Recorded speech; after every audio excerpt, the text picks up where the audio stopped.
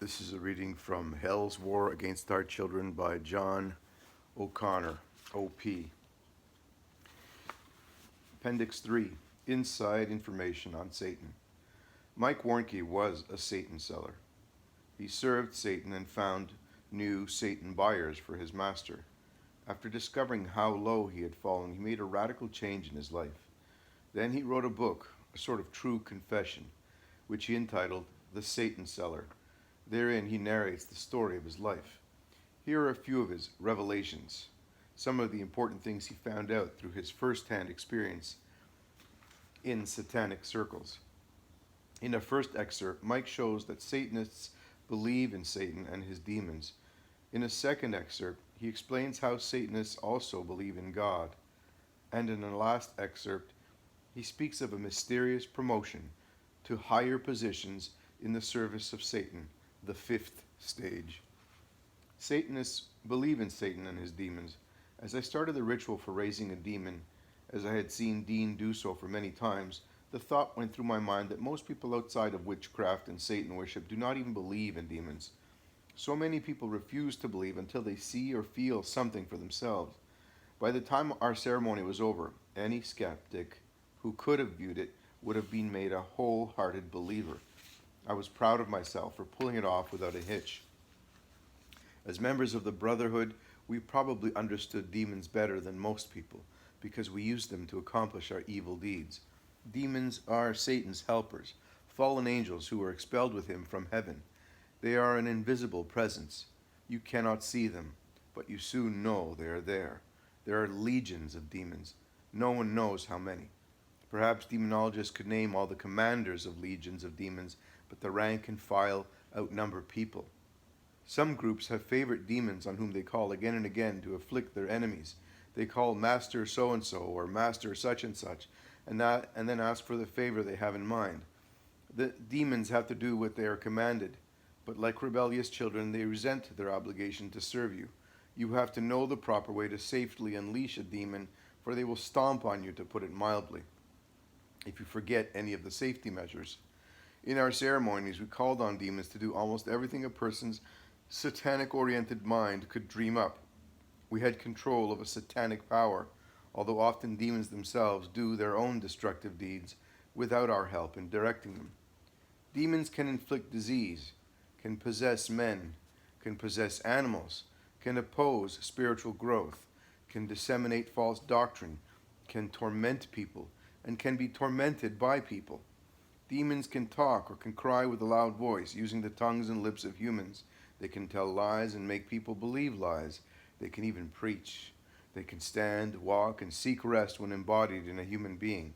They can tell fortunes and make people strip off their clothes, cause suicides, render a person insane, or cause a body to be bowed in affliction. They can cause jealousy, pride, or lust. They can drive a person into despair.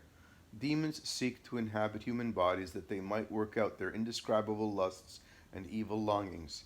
They will not willingly leave a human they inhabit. If cast out, they will seek to re-enter the same body, inviting other demons to join them.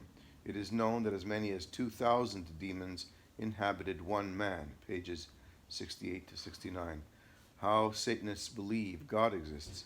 Although Satanists believe there is a God, to believe in Satan you have to believe in God. They have become alienated from believing that God's representation of good is the only way to fly. They believe God is good, but they don't believe that good itself is good. They do not want to wait until they die to get the rewards that heaven offers. Maybe if they are really pious and all goes well.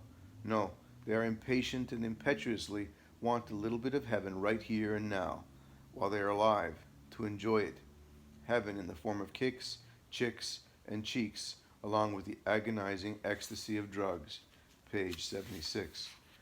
A fifth stage for all, or for the chosen of Satan, prince of the world.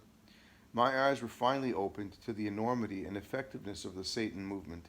I was now aware of the fact that I was part of a deep and widespread organization, operating not only in the U.S., but all over the world. The word Illuminati was whispered around here too, though it was still the wispiest of references. Was it indeed the fourth stage, the next higher level of Satan's superiors, or, and suddenly an idea burst full formed into my mind like a blast of light on a night sky. Could there possibly be a fifth stage that even fourth stagers scarcely knew about and were forbidden to mention?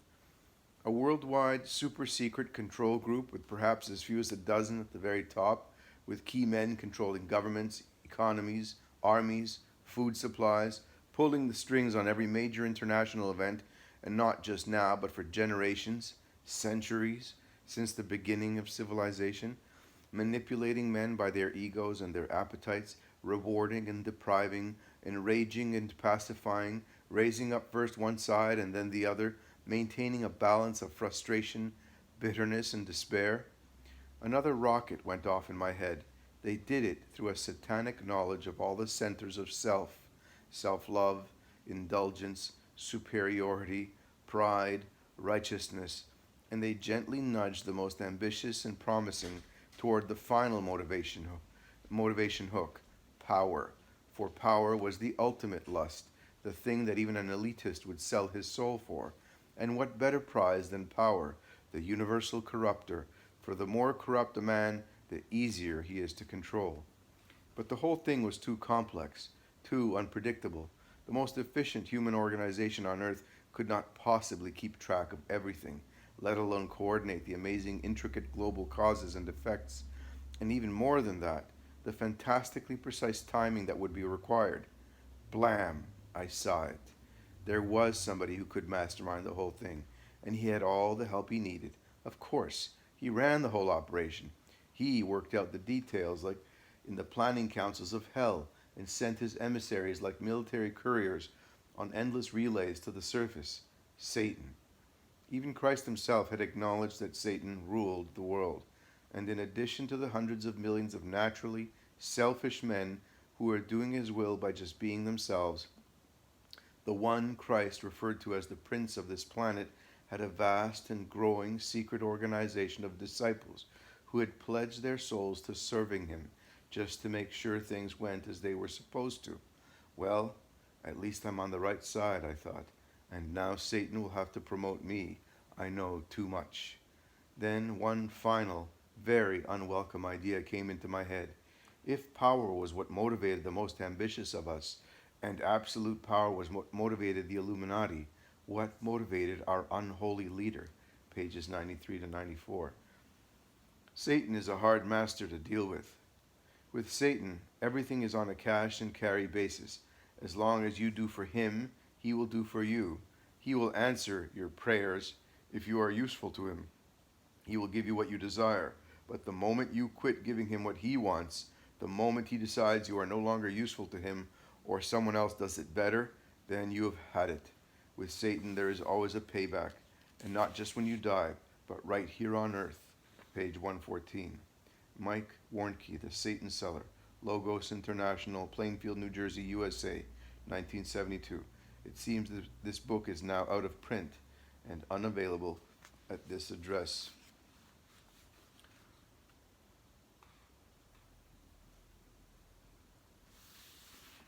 And a picture preceding the next chapter, which, I can read. It shows witches, Sabbath, sacrilegious mock masses, wicked spells, possession, orgies, burns or wounds. You name it, you'll find it all, plus more than you could imagine, in satanic clubs, covens, circles, and churches. It just shows people engaged in some kind of ritual. Appendix 4. A sample of Satan's rock trickery. Trickery is a weak word when you are speaking of Satan's enterprises, his intentions being quite clear, the damnation of as many human beings he can get hold of. It is easy to see and understand how his basic duplicity is put to work, and the word duplicity shouldn't surprise you. The reality is much worse. As a matter of fact, the Bible has a lot to say about this basic nature of Satan, and it does fit in with the preceding texts. What more proof would one want that Satan is a master hypocrite whose strategy is to lead everyone astray and whose tactic is to lie to you? Did you ever read those words spoken by Jesus on this matter in the Gospel according to St. John? Here they are.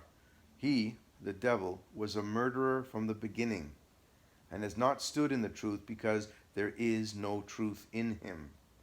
When he tells a lie, he speaks from his very nature, for he is a liar and the father of lies. Chapter 8, verse 44 of John. Lying means changing, reversing, inverting facts and truths, giving them as the opposite of what they really are. But then a liar must be able to see the truth and the right side of a thing before he can twist it around and turn it upside down. Satan is a clever being. Was he not the prince of angels before his fall? He remains clever. He must be. Otherwise, how could it be that we so often shamefully fail to realize that he always systematically lies to us? Here's an example of how he gets inside the brain of those who work for him and disorganizes them till he is their master. And that's another proof of his cleverness, getting people to work for him without good pay, even on earth, and worse than none at all in the other world. In thousands of rock songs, Satan hides in the background, or underground if you wish, playing his faked cards. Here are, for instance, the words of a very popular song injected into the public by the Led Zeppelin group. It is called Stairway to Heaven. Heaven meaning here hell itself, mind you. Now follow the track. To help you, a few of the twisted double-meaning words with asterisks are summarily explained in italics at the end of each stanza. So I'm going to alternate between reading the stanza and its interpretation. There's a lady meaning a witch or Satan himself through a typical reversal of sexes.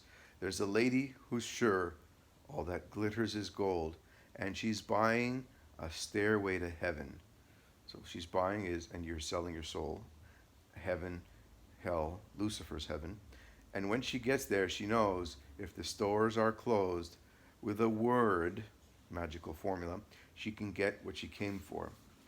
There's a sign on the wall, but she wants to be sure, because sometimes words have two meanings. In a tree by the brook, there's a songbird, the esoteric raven, who sings sometimes, all our thoughts are misgiven, the mark of Satan's insolence. He alone has the truth, so he tells you, have faith in him. All our thoughts are misgiven.